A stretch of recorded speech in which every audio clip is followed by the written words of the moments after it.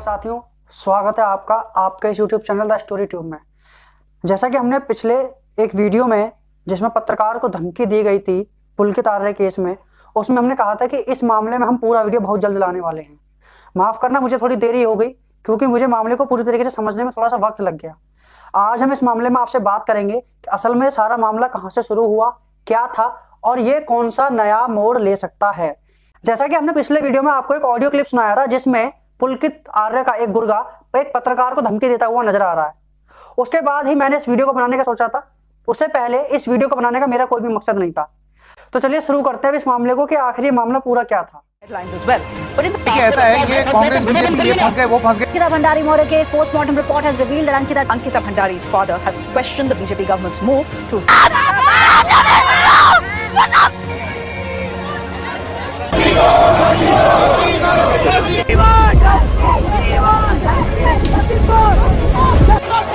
माफी मांगो गरीब से। हम शुरू करते हैं कोरोना काल से। कोरोना काल चल रहा था। अंकिता की 12वीं की पढ़ाई जब खत्म ही हुई थी, उसने होटल मैनेजमेंट का कोर्स शुरू किया था क्योंकि उसकी इच्छा थी कि वो किसी बड़े होटल में अच्छी सी मैनेजर की जॉब कर सके। लेकिन कोरोना काल जब स्टार्ट हो गया तो होटल मैनेजमेंट का कोर्स जैसे उसका खत्म हुआ तो वो कहीं पे जॉब करने के लिए नहीं जा सकी क्योंकि सारे संस्थान खासकर होटल, मॉल, ये सारी चीजें बंद हो चुकी थी। इसी दौरान उसकी एक लड़के से इंस्टाग्राम पर बात होती है जिसका नाम होता है पुष्प, जो जम्मू कश्मीर का रहने वाला होता है। अंकिता हरिद्वार की रहने वाली थी। अब जो है, जब इन दोनों की बातचीत हो जाती है, थोड़े दिनों के बाद दोनों में दोस्ती हो जाती है। जब हम किसी के साथ दोस्ती में घुल जाते हैं तो हमारा एक फर्ज बन जाता है कि उस दोस्त के साथ अपने जीवन की सारी बातें उससे शेयर करें। इसी तरीके से पुष्प और अंकिता के बीच में भी होता था। जब वो दोनों दोस्त बन गए तो दोनों अपनी बातें एक दूसरे को शेयर करने लगे। अंकिता ने पुष्प को अपने परिवार के बारे में बताया कि परिवार की हालिया स्थिति ठीक नहीं है, कोरोना काल में पिताजी की नौकरी चली गई है, मुझे भी कोई भी जॉब नहीं मिल रही है। इस बात को समझकर पुष्प कहता है कि चलिए ठीक है, मैं आपके लिए कोई जॉब देखता हूँ, अगर मेरी नज़र में कोई जॉब मिलती है तो मैं आपको जरूर बताऊंगा। वो OLX को स्क्रॉल कर रहा होता है, तभी उसे एक जॉब ऑफर दिखाई देता है एक रिजॉर्ट का जिसमें एक फीमेल स्टाफ की जरूरत थी। जब वो उस जॉब ऑफर को ओपन करता है, उसमें दो चीजें मेंशन होती हैं कि जो भी फीमेल स्टाफ यहाँ पे जॉब करना चाहता है उसको यहीं पे रहना पड़ेगा, उसके रहने पीने खाने की सारी व्यवस्था इसी रिजॉर्ट में की जाएगी। वो रिजॉर्ट था भाजपा नेता विनोद आर्य के बेटे पुलकित आर्य का। ये रिजॉर्ट ऋषिकेश में स्थित था, यानी कि अंकिता के घर से करीब 150 किलोमीटर दूर।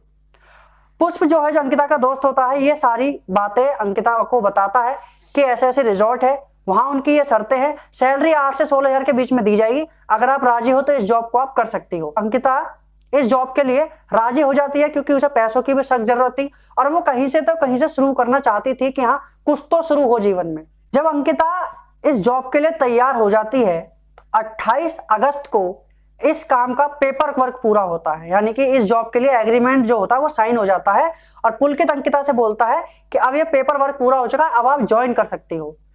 तो 3 सितंबर को अंकिता वो जॉब को ज्वाइन कर लेती है।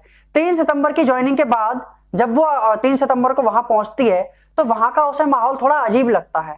माहौल कुछ इस तरीके से अजीब लगता है कि वो वहां पर पे एक अकेली महिला स्टाफ थी।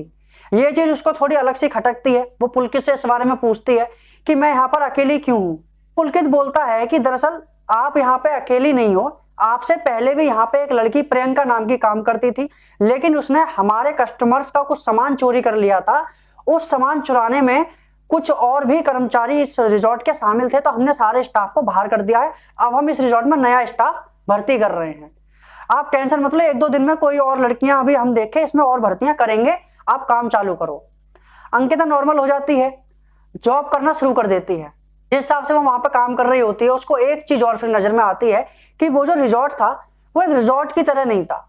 मतलब कहने का मतलब कि वहां पर पे लोग या कस्टमर रेगुलर नहीं आते थे। वहां पर ज्यादातर ऐसे कस्टमर आते थे जो पार्टियां हो गई, पार्टी बुक करना हो गया, कोई फंक्शन वगैरह हो गया, या ऐसे कस्टमर जो एक बार में रिजॉर्ट के सारे कमरे बुक कर ले।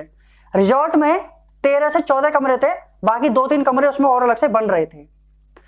अब अंकिता को ये चीज भी थोड़ी ठीक नहीं लगती है। हालांकि अंकिता इस चीज को चेक करती है कि वाकई में सारा स्टाफ नया है, तो उसे पता चलता है कि हाँ, सारा स्टाफ नया है सिवाय 3 लोगों के।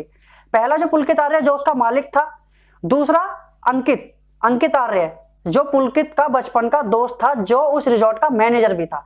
तीसरा था उसका दोस्त पुलकित का ही सौरभ, जो इस रिजॉर्ट की देखभाल किया करता था। तो इन तीनों को छोड़ के बाकी सारा स्टाफ नया था, शेफ से लेकर के बाकी स्वीपर तक। अब जैसे जैसे वक्त बीतता जाता है, एक दिन कुछ ऐसे मेहमान आते हैं, मतलब काफी सारे लोगों की गैदरिंग होती है, उसमें सब खाने पीने की व्यवस्था होती है। तो उन मेहमानों में से एक लड़के को अंकिता पसंद आ जाती है। तो वो दारू के नशे में रिसेप्शन पे आकर के अंकिता को गले लगाने की कोशिश करता है, जिससे अंकिता काफी भड़क जाती है, उसको खूब अच्छी खासी सुना देती है। इस बात से परेशान होकर अंकिता पुलकित को फोन करती है। पुलकित जब आता है तो सारे गेस्ट और अंकिता के सामने उस शख्स को खूब बुरी तरीके से लताड़ता है, जिस बात से अंकिता कंफर्ट महसूस करती है कि पुलकित ठीक है, केयर भी करता है, उसके अंदर अपने स्टाफ के प्रति अच्छी भावना है, वो अपने स्टाफ के साथ बदतमीजी कतई बर्दाश्त नहीं करेगा। लेकिन जब कुछ थोड़ा वक्त बीतता है, कुछ दिनों बाद काफी सारे गेस्ट आते हैं, जिनकी वजह से रिजॉर्ट में कमरे की कमी पड़ती है। तो पुलकित अंकिता से कहता है कि रूम कम है, गेस्ट ज्यादा है, तो आप एक काम करो, 2-3 दिन के लिए मेरे रूम में, यानी मेरे रूम के साइड वाले रूम में शिफ्ट हो जाओ, और ये जो आपका जो रूम है ये हम गेस्ट को दे देंगे। अब जैसा कि आप लोगों ने फ्लैट में देखा होगा कि जो 2 BHK 3 BHK होते हैं, उसमें जो रूम होते हैं वो इंटरकनेक्टेड होते हैं, यानी कि एक रूम से ही बिना बाहर निकले आप दूसरे रूम में जा सकते हैं। ऐसा ही वो रूम जो दिया गया था पुलकित आर्य से इंटरकनेक्ट था अंकिता का रूम, जो उसको दिया गया था। अब वो उस रूम में 2-3 दिन के लिए शिफ्ट हो जाती है। नॉर्मल से होता है कि अंकिता दूसरे रूम में होती है, पुलकित इस रूम में होता है, और दोनों अपने अपने रूम में सोते हैं, कुछ नहीं होता। उसके बाद में जब गेस्ट चले जाते हैं तो अंकिता वापस अपने रूम में शिफ्ट हो जाती है। वापस अपने रूम में शिफ्ट होने के बाद फिर कुछ दिन बाद, ये बात जब आई गई हो जाती है, उसके कुछ दिन बाद दोबारा फिर ऐसे कुछ टाइप के गेस्ट आते हैं कि रूम कम पड़ जाते हैं। पुलकित फिर से वही बात बोलता है। अंकिता सोचती है नॉर्मल है, पहले भी हुआ था तो कोई बात नहीं है, तो वो फिर से उसके रूम में जाकर के सोने चली जाती है, जो मतलब उसके नहीं, इंटरकनेक्ट वाले रूम में। लेकिन इस बार क्या होता है, पुलकित दारू लेकर के अंकिता के रूम में ही चला जाता है, वहीं बैठ के दारू पीता है, और अंकिता फोन चला रही होती है। दारू पीने के बाद में वो अंकिता को हक करने की और किस करने की कोशिश करता है, जिससे अंकिता को गुस्सा आ जाता है और उसको धक्का दे करके और गालियां सुना देती है।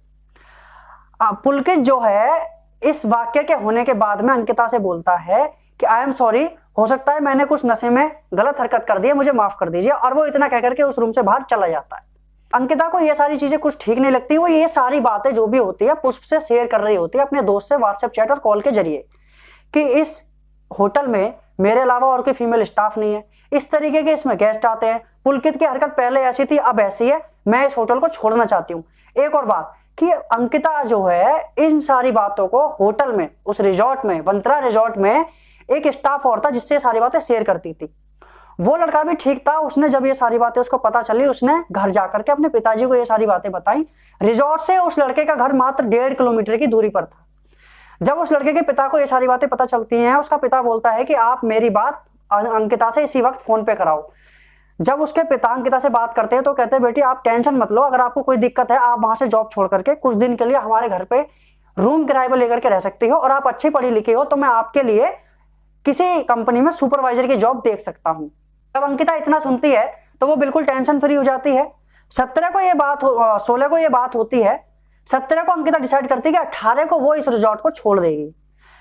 वो पुष्प को भी ये बात बताती है कि 18 को वो इस रिजॉर्ट को छोड़ने वाली है। लेकिन उधर पुलकित के दिमाग में कुछ और ही चल रहा होता है। उसको पता था कि रिजॉर्ट घाटे में जा रहा है, कुछ इससे प्रॉफिट नहीं आ रहा है, तो रिजॉर्ट में कुछ नया करना चाह रहा था, रिजॉर्ट में कुछ नया काम चालू करना चाह रहा था कि जिससे कि कस्टमर आने जाने लगे। एक्चुअल में वो चाहता था कि रिजॉर्ट को प्रोस्टिट्यूशन का अड्डा बना दिया जाए, यानी कि जो लोग अपने जीवन में अकेलापन महसूस कर रहे हैं, उनके अकेलेपन को दूर करना हो तो वो इस रिजॉर्ट में आ सकें। आमतौर पर लोग भी ऐसी जगहों को पसंद करते हैं, क्योंकि रिजॉर्ट जो था वो हाईवे से करीब 5-7 किलोमीटर अंदर की तरफ था। अब पुलकित के दिमाग में जब ये बात चल रही होती है, इतने में पुलकित को पता चलता है कि अंकिता इस रिजॉर्ट को छोड़ने की बात कर रही है। पुलकित अंकिता से क्लियर मना करता है कि आप इस तरीके से रिजॉर्ट को छोड़ के नहीं जा सकते। 19 तारीख को स्पेशल गेस्ट आ रहे हैं, आपको उन्हें स्पेशल सर्विस देनी है, स्पा वगैरह। यानी कि कुल मिलाकर साफ तौर पे कहा जाए तो पुलकित अंकिता को प्रोस्टिट्यूशन में डालना चाह रहा था, अपने रिजॉर्ट में उसके साथ गलत धंधे में उसको ढकेलना चाह रहा था। इसी बात पे अंकिता की बहस पुष्प से होती है। 18 सितंबर को 4 बजे के करीब पुलकित और अंकिता के बीच इतनी तगड़ी बहस होती है कि अंकिता को बहुत ज्यादा गुस्सा आ जाता है और वो पुलकित को लताड़ देती है, जिससे कि पुलकित को भी गुस्सा आता है तो वो भी उसका मुंह दबा करके हाथ मोड़ देता है। इस झगड़े के बीच में जब पुष्प का फोन आता है अंकिता को, तो अंकिता उसका फोन उठाती है तो पुष्प देखता है कि अंकिता रो रही है। पुष्प पूछता है कि क्या बात हुई, तो अंकिता बोलती है कि कुछ नहीं, मेरे साथ यहाँ पे ये हो रहा है कि मैं फंस चुकी हूँ और ये लोग मुझे गलत धंधे में ढकेलना चाह रहे हैं और मुझे यहाँ से बस निकलना है। मैं यहाँ छोड़ने वाली थी लेकिन ये मुझे छोड़ने नहीं दे रहे हैं और पुलकित ने मेरा मुंह दबाया है और मेरा हाथ मोड़ा है। पुष्प आगे पूछता है कि अब क्या हुआ, तो अंकिता बोलती है कि अभी मैं ज्यादा बात नहीं कर सकती, ये तीनों मेरे सामने ही हैं, मैं आपसे थोड़ी देर बाद में बात करती हूँ। इतना बोलने के बाद में अंकिता फोन काट देती है। उसके बाद 18 सितंबर को 8 बजे के करीब रात के अंकिता को पुलकित, सौरभ और अंकित तीनों बाहर ले जाते हैं चिल्ला कनाल के पास। चिल्ला कनाल के पास में इनकी बहुत ज्यादा बहस होती है और इसी बीच पुष्प का अंकिता के पास फोन आता है।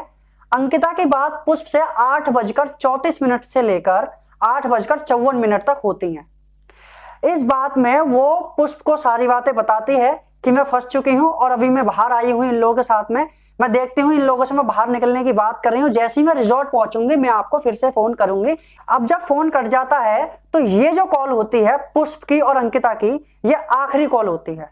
उसके बाद पुष्प अंकिता को रात को 10 बजे के करीब फोन करता है। अंकिता का फोन स्विच ऑफ जाता है। वो इस बात को देखकर थोड़ा सा घबरा जाता है क्योंकि अंकिता का फोन आमतौर पर बंद नहीं रहता था। वो रात को फिर फोन करता है, फिर भी फोन स्विच ऑफ जाता है। हार कर वो पुलकित के पास फोन करता है तो पुलकित कहता है कि अंकिता के फोन की बैटरी डाउन हो गई है, वो मेरा फोन यूज कर रही है। अब 19 की सुबह तक अंकिता का जब फोन ऑन नहीं होता तो पुष्प हार कर तीनों को फोन करता है, यानी कि पुलकित को, अंकित को और सौरभ को।